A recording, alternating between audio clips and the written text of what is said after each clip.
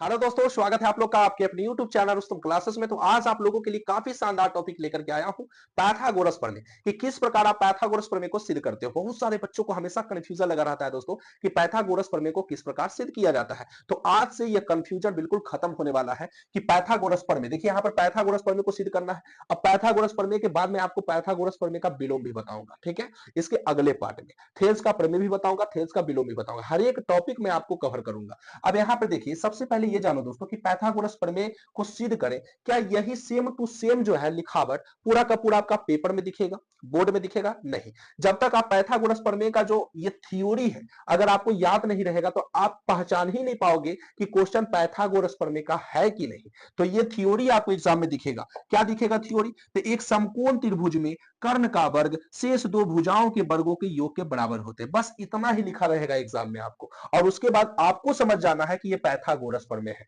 तो मैं बेसिक से आपको बताता हूं एकदम सरल भाषा में कि आप पहचानोगे कैसे कि पाइथागोरस प्रमेय है। जब भी अगर समकोण त्रिभुज का बात हो दोस्तों, क्या किस चीज का बात हो? समकोण त्रिभुज, क्योंकि पाइथागोरस प्रमेय का जन्म ही हुआ है समकोण त्रिभुज को हल करने के लिए, ठीक है। पाइथागोरस साहब आए ही थे समकोण त्रिभुज को हल करने के लिए। तो एक समकोण त्रिभुज में, और समकोण त्रिभुज में रहेगा तो वहां पर सबसे बड़ा भुजा कर्ण कहलाता है। अब क्या है समकोण त्रिभुज? ये देखिए, ये एक त्रिभुज है और ये एक ऐसा त्रिभुज है, समकोण है। समकोण बोलते हैं जिसका एक कोण 90 डिग्री का हो। कितना डिग्री का हो? 90 डिग्री का हो तो उसे हम लोग समकोण कहते हैं। अब आपका कुछ नाम है दोस्तों, तो क्या आप नहीं चाहते हैं कि इस त्रिभुज का भी नाम हो? बिल्कुल नाम हो। तो ए, बी और सी मैंने इसका नाम दे दिया, ठीक है। अब देखिए, जो बिल्कुल सबसे लंबा रहता है, कहता है कि सबसे लंबा जो है उसको लंब से नाम दे दिया जाता है। और जो सबसे नीचे जो है, जैसे हम लोग जमीन पर खड़ा है ना, तो हम लोग का बेस आधार जमीन कहलाया। अब ये जो आपका एक तरह से जो ये लंब है और ये आपका कर्ण है, ये भी कोई ना कोई तो आधार पर ही होगा ना। तो ये नीचे वाला लाइन को हम लोग आधार बोलते हैं।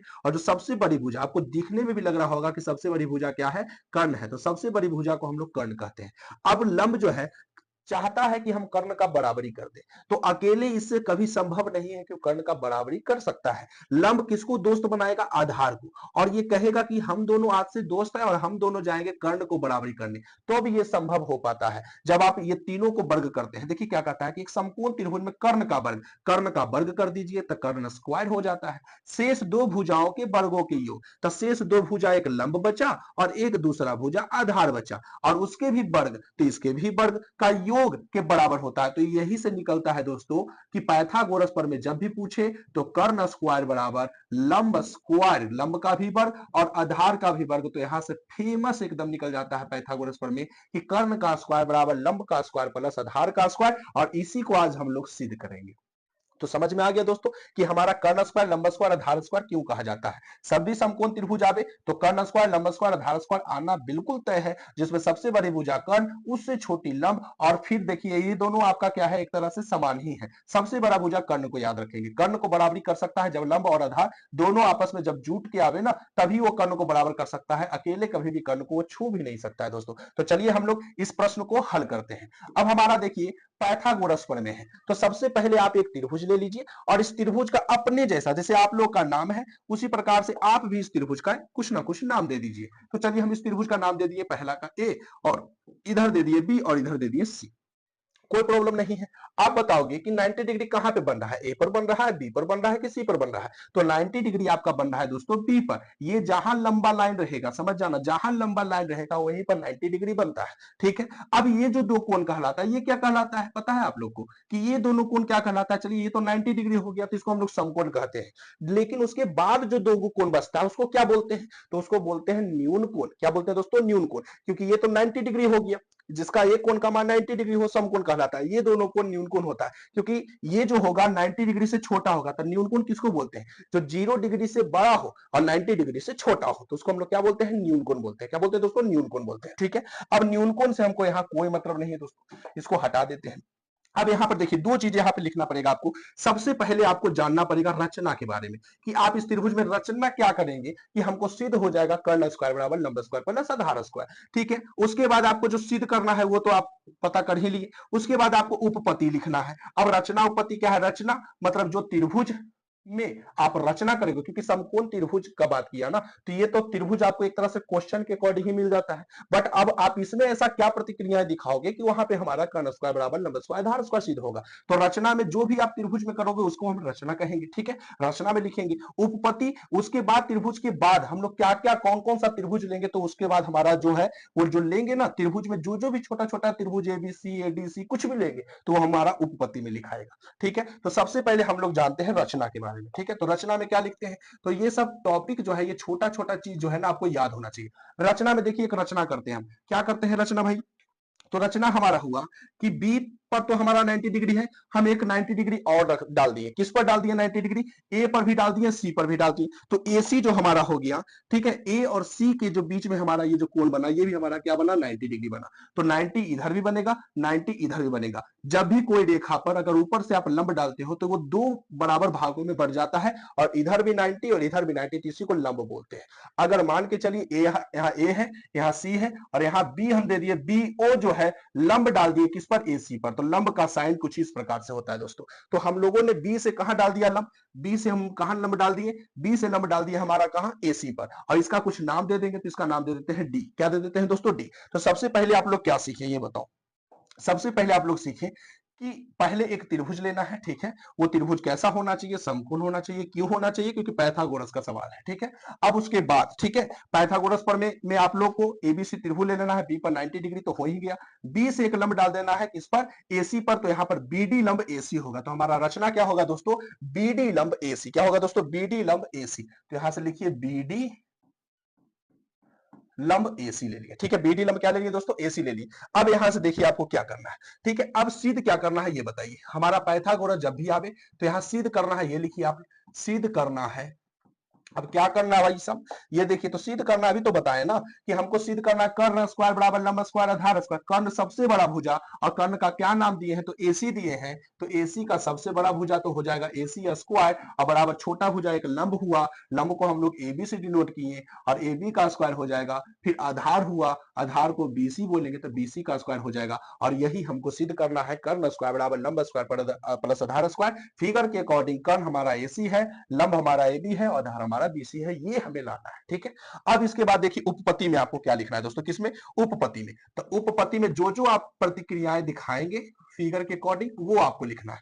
तो आप लोग इसमें एक चीज देखिए, बिल्कुल साइड से एक चीज मैं आपको सिखाता हूं, इस त्रिभुज में आएगा समरूप। क्या आएगा दोस्तों, समरूप। समरूप कहते किसे हैं, जो जिस भी आकृति का समान रूप होता है, किसका होता है, समान रूप होता है, उसको हम लोग समरूप कहते हैं। अब जैसे ये एक ट्रायंगल है, ठीक है, ये भी एक ट्रायंगल है, ये भी एक ट्रायंगल है, तो क्या समरूप है कि नहीं, रूप जो है तीनों का समान है, बस आकार में क्या हो सकता है, बड़ा छोटा हो सकता है, उसमें कोई भी दिक्कत नहीं है दोस्तों। तो अगर रूप समान मिले, ठीक है, अगर रूप क्या हो, समान मिले, बस आकार में डिफरेंस हो, तब उसको हम लोग समान रूप कहते हैं, मतलब समरूप कहते हैं। जैसे एक फिगर मैं आपको दिखाता हूं, ये फिगर आपको दिखा, ठीक है, एक बड़ा आदमी का हाथ है, एक छोटा आदमी का हाथ है, ठीक है, एक छोटा एक तरह से बोल सकते हैं बालक का, ठीक है। तो ये दोनों का हाथ है, एक बड़ा है एक छोटा है, डिजाइनिंग तो वही है, आकार वही है, ठीक है, मतलब उसका जो है आकार एक तरह से डिजाइनिंग वही है, तो वो भी हमारा क्या कहलाएगा, समरूप कहलाएगा। अब एक हम लेंगे बड़ा, ठीक है, बड़ा गोला, एक ले लेंगे छोटा, एक बहुत छोटा लेंगे, तो क्या ये हमारा समरूप नहीं होगा, ये भी समरूप होगा।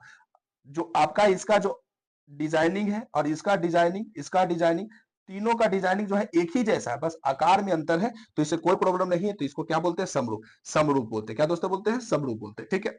अब देखिए समरूप का पहचान क्या होता है, ये याद रखना है कि कोई भी त्रिभुज में तीन चीज देखा जाता है दोस्तों, कितना चीज, तीन, मतलब 3 से 4 चीज देखा जाता है। ये क्या है, तो पहला साइड क्या होता है, पहला अगर साइड साइड साइड, अगर दो त्रिभुज आप लिए और ये साइड इधर का, ये साइड इसका, ये साइड इसका अगर बराबर है तो वो समरूप होगा, ठीक है। फिर साइड एंगल साइड, दो गो भुजा और एक एंगल बराबर हो तो वो समरूप होगा, दो गो एंगल बराबर हो तो समरूप होगा। तो इस प्रकार से आपका ये समरूप का पहचान होता है दोस्तों, किसका होता है, समरूप का पहचान होता है, यहाँ तो कोई भी प्रॉब्लम नहीं है, ठीक है। अब हम लोग इसको हल करते हैं, ठीक है। उपपत्ति में मैंने क्या किया कि पहला बात इसमें देखिए, एक बार छोटा त्रिभुज लेना है, एक बार बड़ा त्रिभुज लेना है, एक बार छोटा त्रिभुज लेना है, एक बार किसका लेना है, बड़ा त्रिभुज लेना है। तो सबसे पहले हम लोग चलते हैं त्रिभुज ए डी बी में, त्रिभुज हम चले किसमें, उपपत्ति में। देखिए इसको दो खेमों में बांट सकते हैं आप लोग, त्रिभुज लेते हैं, ठीक है, त्रिभुज लेते हैं हम लोग ए डी बी, इसको कलर कर देते हैं, त्रिभुज ए डी बी, ठीक है। त्रिभुज किसमें चले, ए डी बी एवं एक बार छोटा एक बार बड़ा लेना है, त्रिभुज एडीबी एवं एबीसी में, ठीक है, त्रिभुज एडीबी एवं एबीसी में ले लिए, ठीक है, यहां तक कोई प्रॉब्लम नहीं। अब यहां पर देखिए, ये त्रिभुज और ये त्रिभुज दोनों एक दूसरे का समरूप होना चाहिए, तो ए डी बी एक छोटा त्रिभुज है और ए बी सी बड़ा त्रिभुज है। तो यहां पर देखिए एक चीज ध्यान देना दोस्तों, जब भी एंगल की बारी आए ना तो हमेशा वो बीच में होता है। कहां होता है दोस्तों? बीच में। तो डी पर देखिए 90 डिग्री बन रहा है, बी पर देखिए 90 डिग्री बन रहा है, तो दोनों पर क्या बन रहा है? 90 डिग्री बन रहा है, तो वो दोनों हमेशा होना चाहिए किसमें? बीच में होना चाहिए। किसमें होना चाहिए दोस्तों? बीच में होना चाहिए, ठीक है। अब इसमें देखिए, इसमें आप बताइए कि अगर दो को एंगल भी अगर बराबर हो जाएगा तो वो समरूप कहलाता है। तो आप बताओ इसमें क्या क्या बराबर होगा? तो त्रिभुज एडीबी मतलब कोण एडीबी कह सकते हैं, यहाँ पर डी बराबर बी भी कर सकते हैं, ये भी कर सकते हैं, देखिए, ठीक है। यहां पर करते हैं कोण डी बराबर, यहां बीच में देखिए कोण बी बराबर कै डिग्री हो गया? 90 डिग्री हो गया। तो ये इसका डी और इसका बी, बीच वाला दोनों बराबर है, 90 डिग्री है। तो पहला कोण तो हमारा प्रूफ हो गया, ठीक है। तो हमको कम से कम दो एंगल चाहिए, अगर दो एंगल हो गया ना बराबर तो हम कह सकते हैं कि त्रिभुज क्या है? समरूप है, ठीक है, एडीबी और एबीसी। अब बताइए कोण डी और कोण बी दोनों का मान 90 डिग्री, कोण डी कोण बी दोनों का मान 90 डिग्री, तो एक तो कोण बराबर हो गया। अब देखिए यहाँ कोण ए है, यहाँ कोण ए है, क्या दोनों में कॉमन दिख रहा है? और ये भी शुरुआत में है, ये भी शुरुआत में है, तो कोण ए बराबर कोण ए हो सकता है, ये क्या हो सकता है? कॉमन, तो जिसको हम लोग बोलते हैं उभयनिष्ठ है। क्या है दोस्तों? उभयनिष्ठ है, ठीक है। तो उभयनिष्ठ तो दो एंगल हो गया, तो ये हमारा एंगल एंगल से क्या हो गया? समरूप हो गया। एंगल एंगल से क्या हो गया? समरूप। तो जब भी दो को आपको लेना है ना त्रिभुज, तो इसमें आपको बताना पड़ेगा, समरूप दिखाना पड़ेगा। समरूप दिखाओगे तभी पता चलेगा कि दोनों त्रिभुज समरूप है, तो कोई भी आप भुजा ले सकते हैं, कोई प्रॉब्लम उसके बाद नहीं होगा, ठीक है। तो ये एक डी बराबर कोण बी 90 डिग्री हो गया, कोण ए बराबर कोण ए उभयनिष्ठ हो गया एंगल एंगल से। तो हमारा दो कोण बिल्कुल समरूप हो चुका, दो कोण के अकॉर्डिंग त्रिभुज एडीबी और त्रिभुज मतलब हम कह सकते हैं त्रिभुज एडीबी समरूप का साइन ये त्रिभुज एबीसी। अब हमारा ये समरूप हो चुका, ठीक है। अब इसमें देखिए इसको क्या क्या लेना है, तो इसमें आप बताओ कि जब भी समरूप होता है ना तो उसका संगत भुजाएं जो है एक ही अनुपात में होता है। अगर हम यहां से एडी लेंगे तो ये भी एबी आएगा, फिर डीबी लेंगे तो इधर से बीसी आएगा, तो इस प्रकार का आएगा दोस्तों, ठीक है। अब इसमें देखिए क्या लेते हैं? एडी बटा, ठीक है, इसमें लेते हैं एडी, इधर से ले लेते हैं, तो एडी एडी बटा, अगर इधर से एडी लिए तो उधर से क्या होगा दोस्तों? एबी होगा, एडी बटा एबी बराबर। अब एडी बटा एबी ले लिए। अब यहां से देखिए हम एक बार शुरू वाला एक बार लास्ट वाला लेते हैं, तो एबी, तो इधर भी शुरू एक लास्ट लेना पड़ेगा, ए बी बटा ए सी, ठीक है। जब समरूप होता है दोस्तों तो उसकी जो संगत भुजाएं होती है एक ही अनुपात में होती है। तो अगर हम यहां से क्या लिए? एडी लिए, क्या लिए दोस्तों? एडी। जैसे ये एडी लिए तो इधर से क्या लेना पड़ेगा? ए बी लेना पड़ेगा, एक शुरू एक बीच वाला, ठीक है। तो आप इतना तो समझ में आ रहा होगा आपको, एडी लिए तो इधर हमारा ए बी हो गया, एडी बटा ए बी। अब एक शुरू एक लास्ट लिए तो उधर भी शुरू लास्ट लेना पड़ेगा, एडी बटा ए बी, और इधर लेना पड़ेगा देखिए ए बी, तो इधर हम लिए कितना? ए सी, एडी बटा ए बी बराबर एडी बटा ए सी। अब यहाँ पर तिर्यक गुना कर दीजिए, क्रॉस मल्टीप्लिकेशन करिए, तो ए बी को गुना करेंगे तो ए बी का होल स्क्वायर हो जाएगा, ठीक है। और यहाँ क्या हो जाएगा? ए बी स्क्वायर, और एडी को एसी से गुना करेंगे तो एडी इंटू क्या हो जाएगा? एसी हो जाएगा। एडी इंटू क्या हो जाएगा दोस्तों? एसी हो जाएगा, ठीक है। एडी इंटू एसी हो गया, इसको मान लेते हैं समीकरण एक। समीकरण क्या मान लेते हैं दोस्तों? एक मान लेते हैं। यहाँ तो कोई भी आप लोग को प्रॉब्लम नहीं है, ठीक है। सबसे पहले आप लोग त्रिभुज एडीबी, ठीक है, ए डी बी और त्रिभुज ए बी सी, एक बार छोटा त्रिभुज एक बार बड़ा त्रिभुज, ये लेना है, याद रखना है आप लोग को, एडीबी और एबीसी। एडीबी एबीसी ले लिए, ठीक है। अब कोण यहाँ डी और कोण यहाँ बी दोनों यहाँ पर हमारा क्या है? कोण डी और कोण जो है आपका क्या है? बी, ये दोनों हमारा 90 डिग्री बना रहा है, तो पहला एंगल हो गया। दूसरा यहाँ भी ए है, यहाँ भी ए है, दोनों शुरू में है, तो यहाँ पर हमारा उभयनिष्ठ हो गया, तो डबल एंगल से समरूप कहती है त्रिभुज एडीबी समरूप त्रिभुज एबीसी। यहाँ से एडी लिए, इधर से एबी लिए, तो एडी बटा एबी, और एक शुरू एक लास्ट लिए, तो एबी बटा एसी, तिर्यक गुना कर दीजिए, एबी स्क्वायर हो गया, फिर एडी को एसी से गुना करिए, कितना हो जाएगा? एडी को एसी से गुना करिए तो हमारा यहाँ पर क्या हो जाएगा? एडी हो जाएगा। क्या हो जाएगा दोस्तों? एडी हो जाएगा। तो ये ध्यान देना है, एडी, ठीक है। इसको एडी कर देते हैं, यहाँ पर एडी हो गया, एडी इंटू एसी, हमारा समीकरण एक हो गया। अब हम लोग अगला बात करते हैं, ठीक है। अब हमारा अगला क्या है देखिए, यहाँ पर यहाँ से हम लोग चलते हैं त्रिभुज, अब हम लोग चलते हैं आगे त्रिभुज, त्रिभुज अब चलते हैं, एक बार ले लिए ना एडीबी, अब चलेंगे छोटा वाला। तो त्रिभुज किसका लेंगे बताइए? त्रिभुज लेते हैं बीडीसी का, बीडीसी एवं त्रिभुज बड़ा वाला वही लेना है, त्रिभुज एडीसी, ठीक है। त्रिभुज आपका जब ले लिए बीडीसी तो यहाँ पर लेना है त्रिभुज ए, ठीक है, ए बी सी में, ठीक है। अब यहाँ भी आपको समरूप करना पड़ेगा, तो यहाँ देखिए कोण डी और कोण बी, कोण डी बराबर कोण बी बराबर 90 डिग्री हो जाएगा। यहाँ भी कोण डी बराबर कोण बी बराबर कितना डिग्री हो गया? 90 डिग्री हो गया, ठीक है। अब यहाँ पर देखिए कौन उभयनिष्ठ दिख रहा है दोस्तों, तो यहाँ सी है और यहाँ भी सी है, सी लास्ट में, सी लास्ट में, तो कोण सी बराबर कोण सी, ये क्या हो गया? हमारा उभयनिष्ठ हो गया। क्या हो गया, उभय निष्ठ हो गया। तब हम इसे भी कह सकते हैं त्रिभुज बीडीसी और त्रिभुज एबीसी क्या हो गया हमारा, त्रिभुज जो है बीडीसी समरूप त्रिभुज ए बी सी। अब हमारा समरूप हो गया ये, ठीक है। अब हम लोग आगे बढ़ते हैं। पहले हम लोग त्रिभुज एडीबी, फिर एबीसी, फिर बीडीसी, फिर त्रिभुज एबीसी। कौन डी बराबर कौन बी बराबर 90 डिग्री, कौन सी बराबर कौन सी, वही निष्ठ हो गया। इस प्रकार से हम कह सकते हैं, किस प्रकार से आप कह सकते हैं, एंगल एंगल जो ऊपर हुआ वही नीचे, ठीक है। कौन बीडीसी समरूप त्रिभुज कितना, कौन एबीसी, ठीक है। अब हम लोग आगे बढ़ते हैं दोस्तों, ठीक है। अब हमारा आगे क्या है, तो हमारा इसमें जो हमारा समरूप आया था ना, कौन सा समरूप आया था बताइए, त्रिभुज समरूप आया था हमारा, ठीक है। त्रिभुज समरूप आया था, त्रिभुज कौन सा लिए थे हम लोग, त्रिभुज लिए थे हमारा कौन सा, बीडीसी और एबीसी ना। तो यहाँ त्रिभुज बीडीसी समरूप त्रिभुज एबीसी यही लिए थे ना, ठीक है। अब इसमें बताइए दोस्तों, हमारा जब ये हो गया तब यहाँ पर सबसे पहले हम लोग बीडी लिए थे शुरुआत में, तो अब यहाँ से हम क्या लेंगे बताइए, यहाँ से हमको लेना पड़ेगा कौन सा, डीसी। तो यहाँ डीसी लिए, तो यहाँ पर भी लेना पड़ेगा बीसी, डीसी बटा क्या हो गया, बीसी हो गया, ठीक है, बराबर डीसी बटा कितना हो गया, बीसी हो गया। यहाँ तक कोई प्रॉब्लम नहीं है।